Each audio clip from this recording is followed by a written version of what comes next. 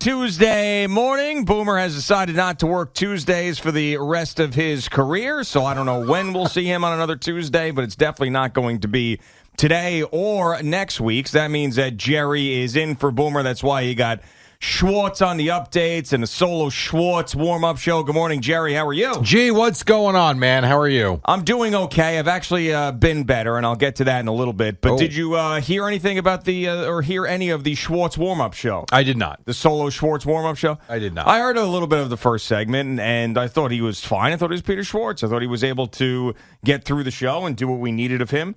But Johnny K, JKess812 on Twitter, did not believe the same that I did. As he wrote, the Peter Schwartz warm-up show makes me want to warm up a vial of acid and pour it down my ear canals. Please don't ever allow this again, which I thought was really mean. That is horrible. It's a really mean thing to say. Were there any nice ones? No, that's the only one I got on the Peter Schwartz. There might have been something that Peter got that was nice, but I just thought that was really unfair and just not a great way to start off the day. He probably said the same thing yesterday with me. Who knows? Johnny K. I mean, for crying out loud, Peter's in here. You know, he's doing us a favor. I didn't realize Peter's son had an alias on Twitter. After he shoot him off the phone last time, he was an overnight show. Oh, that's Remember right. that? Yeah. He was nice enough to He was nice enough to call in at 3:00 in the morning, show his dad some support, and his dad was pissed he was up. Man, I tell you, did you get makeup today or no? No. You didn't? No. I'm not touching it. It is what it is. I look like a mess. I don't care. You're not touching it? No. I feel like you could look a little better than it is, and if you it could, but I don't want to screw around with the makeup and the skin. So the stitches will come out tomorrow, and we'll look back and laugh at this video at some point. It's fine, whatever. I feel like I'm due for one of these now because you had you with this, you had Boomer with the platypus face.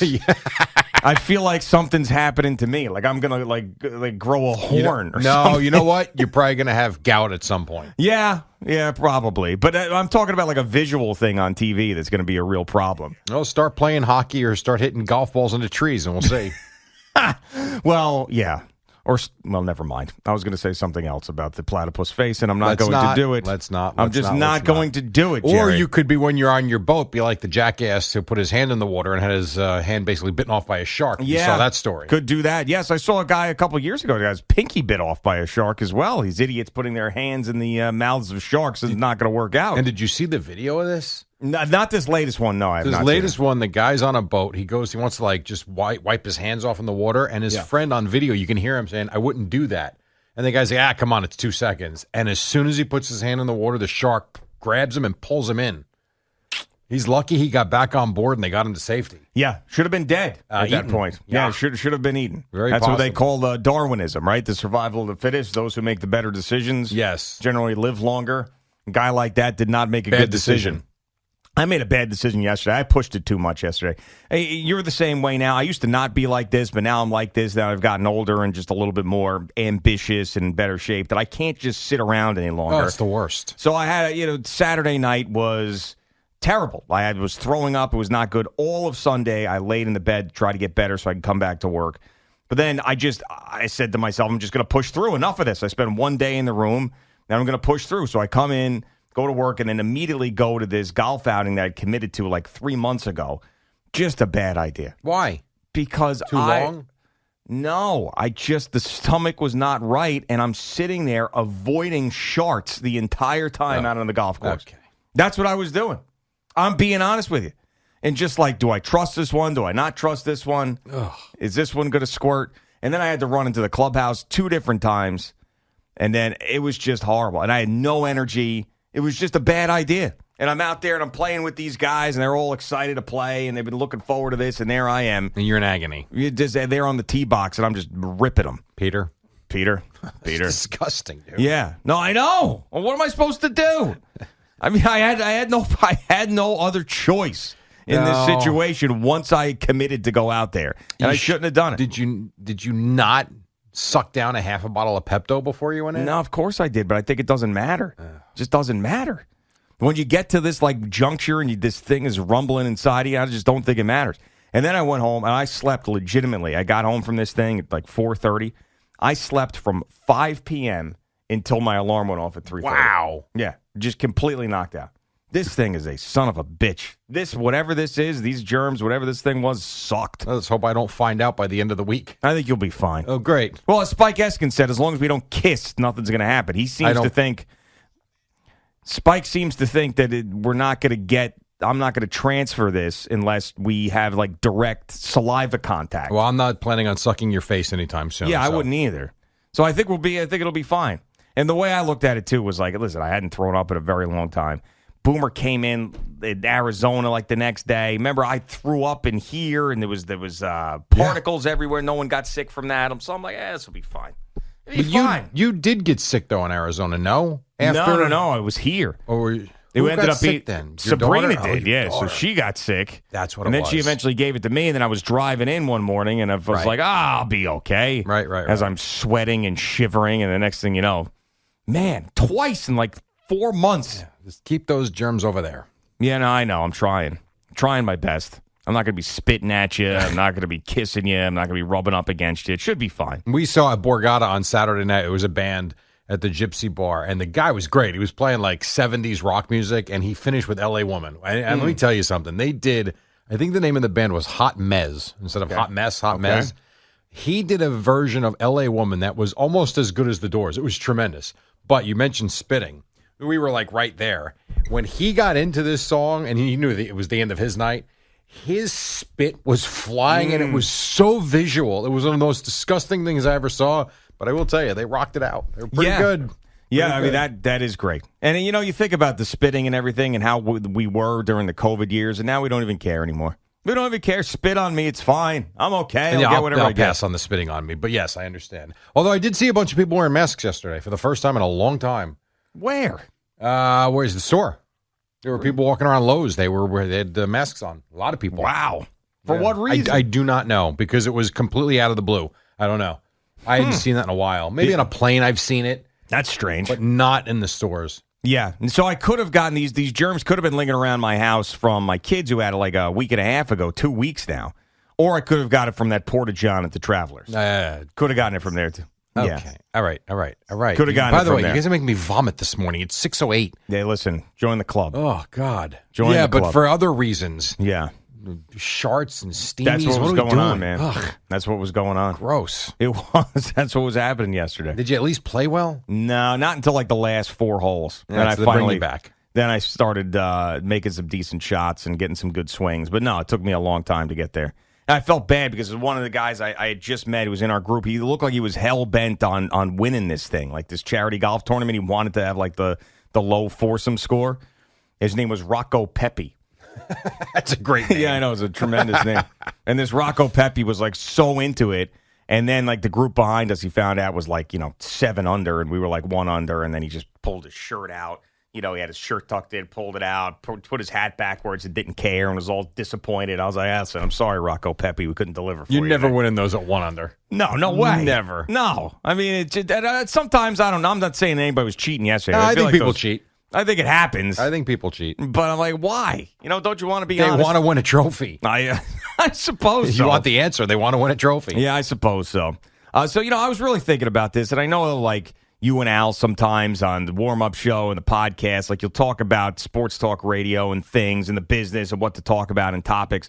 But I've really gotten to the point now where I know and I understand why the Mets are going to dominate the radio station. I'm not criticizing anybody for talking about it or any talk show host doing it. But we have gotten to the point now where I think the only reason that we're paying attention to it is there's nothing else going on. It's summertime. I think I really do believe that. If this was football, if this was September, we wouldn't give him already. Yeah, we wouldn't give him 2 minutes. But so why should we still? Like, honestly, well, listen. You still have a passionate.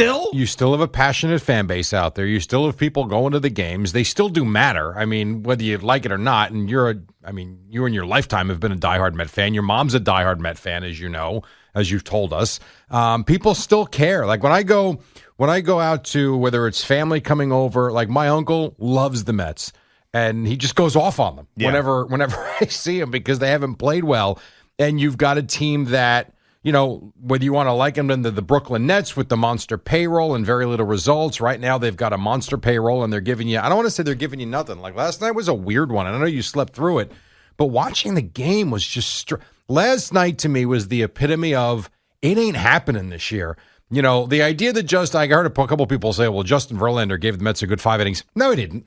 He gave him 5 scoreless innings, but every inning was a freaking grind, and he threw 100 pitches in 5 innings. If the barometer of a good start now is 5 innings and 100 pitches, okay, then I don't know what I'm watching. He was fine last night. Yes, he didn't give up a run, made pitches when he had to, but it was like he can't go past 5.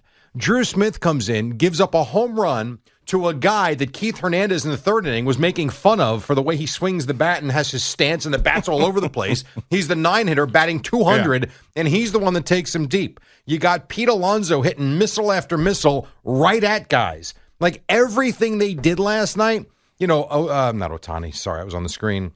Lindor making whatever inning, a 2nd, 3rd inning, making a great play at shortstop. Like there were so many things last night to where you said, they're going to win this game. They're going to find a way to win this game.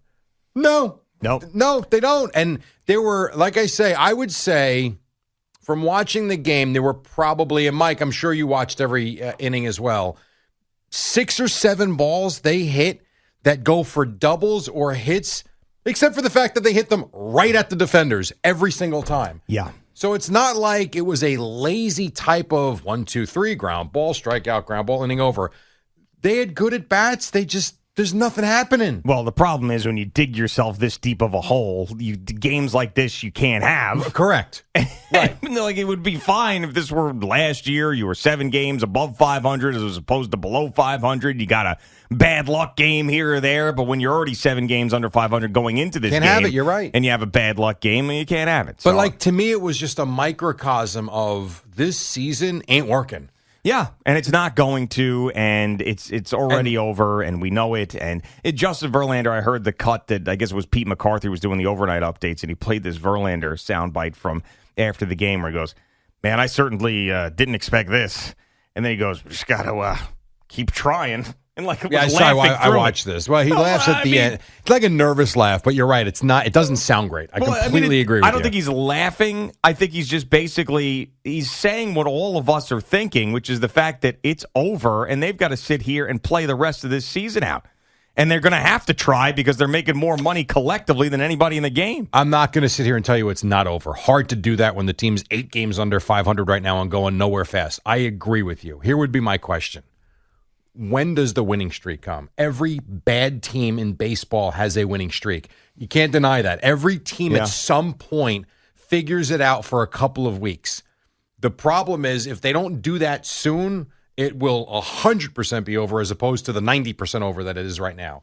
Yeah, I mean, and what is that winning streak? I mean, what does it max out at? Does it max out at 5? And does it start when they're 10 games under 500? I was thinking more something like go win 11 out of 13. Yeah, I mean, that's what I was saying for weeks now. I mean, that's when I would start to take them seriously. Something crazy like that, 11 out of 13, 13 is something stupid like that. Then I would say, okay, maybe there's something in there, and I probably wouldn't still fully believe, but at least I would think that. But, I mean, it really has – I don't think that anybody's going to do anything crazy. I could be wrong. I mean, we really don't know. We kind of think we know who Steve Cohen is, but we don't really know who he is, and he may end up doing something nuts. He may fire Billy Epler. I don't know. But I think basically the situation that they are in is they are locked into this roster. They're probably not going to fire Buck. They're probably not going to fire Billy Epler because what are you going to do? Then bring in another GM? Because there's always those rumors of David Stearns coming in, and then next year when he's available, sure. And what are you going to do? You're going to promote somebody now to take care of the trade deadline if you're selling. I don't know what the hell they're going to do. But probably the most likely scenario is that it's going to be this group of guys playing like this till the end of the season. And at what point with our attention spans this year do we stop talking about it and stop giving a crap because they're not worth our attention? That's really the question that I have because I'm already there. I'm already there. And the nature of this business is we've got to sit here and continue to say the same stuff over and over again. And I don't even know if that's the right thing to do anymore. Right, because there haven't even been too many ups and downs. I mean, it's the same thing. Like since L.A., right? Since that West Coast trip. Yeah. They have been one of the worst teams in baseball. Yeah. Not an average team, one of the worst teams in baseball. It doesn't make now, the one thing they kept showing on the TV last night on SNY, or at least a couple of times, they're showing just the putrid starting pitching. For a team that was built on starting pitching, supposedly built on starting pitching, they are awful. I mean, I understand how good they are when the starter goes 6 innings. It never happens. Yeah. And I don't think anybody, you're right. And I don't like the Met fan has complained enough, and they're probably tired of hearing about it and probably tired of complaining about it for the most part. I mean, people always call and complain, don't get me wrong. But for the most part, I think the Met fan, they don't want to hear it. If they watch it, they don't want to end up hearing about how terrible their team is every single day. Then you got the Yankee fans out there that are probably sick of hearing about everybody complain about the Mets. And then you have people that just like listening to us that are probably tired of this. Yeah. I mean, since they are at a point in this season because there's so far to go and they've been so bad. Yep. That it's like, what? Let's just wave the white flag at this point, and if they give you a reason to talk about them again, we'll talk about them again. Like, that's really where I'm at. Like, fire somebody. Okay, that's interesting. Go on a 10-game winning streak. Okay, that's interesting. But until then, it's just the same crap over and over. I hear the same things driving in, the same things driving home, over and over and over. You're not going anywhere. It's a waste of time. It's watching them, talking about them, and listening to them is a complete waste of time with our precious lives. That we're only, we're going to go Jerry Reckel right here. Our precious lives were only X amount of time on this planet. And I'm sitting here devoting how much time to this loser organization, especially this year. I'm done with it. And if I'll sit there, I'll talk about submersibles. I'll talk about God knows what for 4 hours every day over the summer and not touch them because they don't earn it. And until they do something or something's different about it, then we'll bring it up. I mean, like, what exactly are we doing talking about this team? I mean, that is my thesis statement for the day. What exactly? They're a bad product. Are we entertaining anybody by doing that anymore? Does the Met fan want to hear it? Does the Yankee fan want to hear it? Does anybody want to hear how much they suck anymore? It's been April, May, June. Same crap. Fire Buck, fire Epler. This guy sucks, that guy sucks. Daniel Vogelback spinning the wheels. Oh, it's like watching a bad TV show, or a bad movie, the same bad movie every night of your life. Like, eventually you just want to watch something else. You want to quit.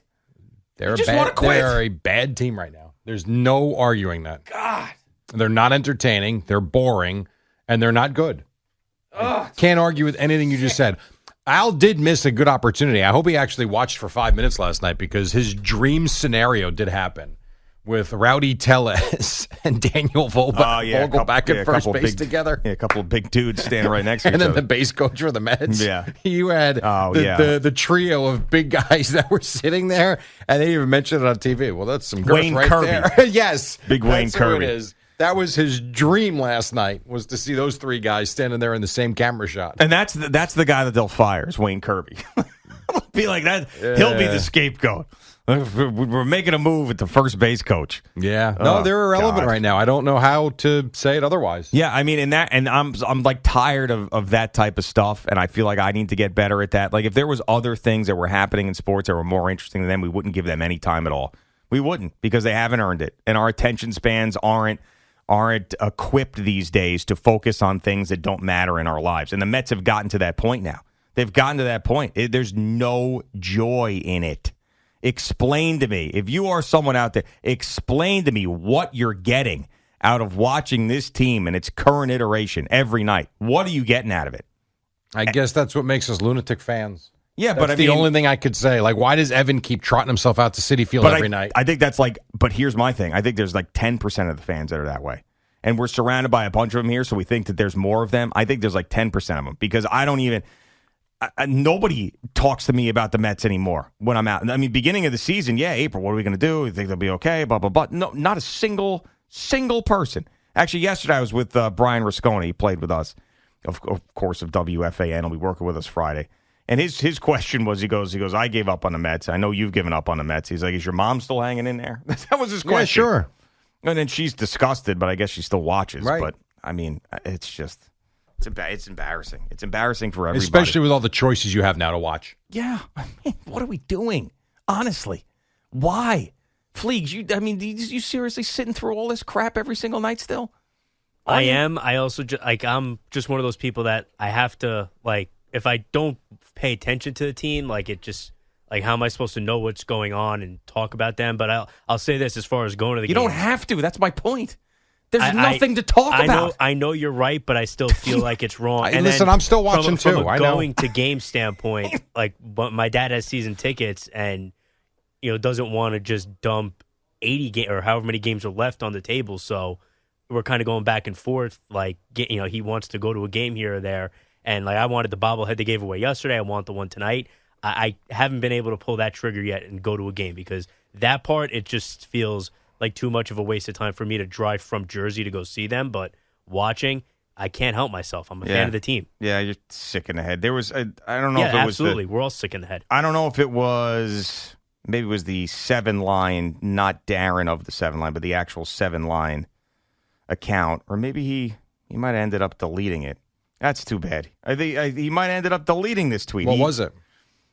Because I don't see it up here any longer. So basically, he said, this is the sad state of affairs we are at. And it was a text message between him and his buddy, and he was asking his buddy, would you like to go to the game? And he goes, no, I'm not going to waste any more of my time and my money on these guys, essentially. So maybe, I don't know, maybe he did delete it, maybe I couldn't find it. But, I mean, if people within the 7-line are waving. Yeah. They're trading in their orange 7-line flags for a white one. You know where we're at. I know we have to take a break, but it goes to the expectation, too. Think about the 7-line in the mid-2000s, and I don't mean the World Series year, but when the Mets really weren't very good. He was still packing out sections. Oh, yeah. And there was still a good interest in the team, even though they were a very average team at best, but they weren't expected to do anything. Now you expect a world. This is the problem. This is when you've got the guy that's got the money, it's World Series or bust. And all of a sudden, there's no nice little story. It's better win a lot of games or people are out. Right, and this is the flip side of it. And we've seen it with the Yankees for years, but the Yankees will make the playoffs. They'll just disappoint you in the end, at least since 2009. But they give you the run. Yeah, they'll give you a run for the most part.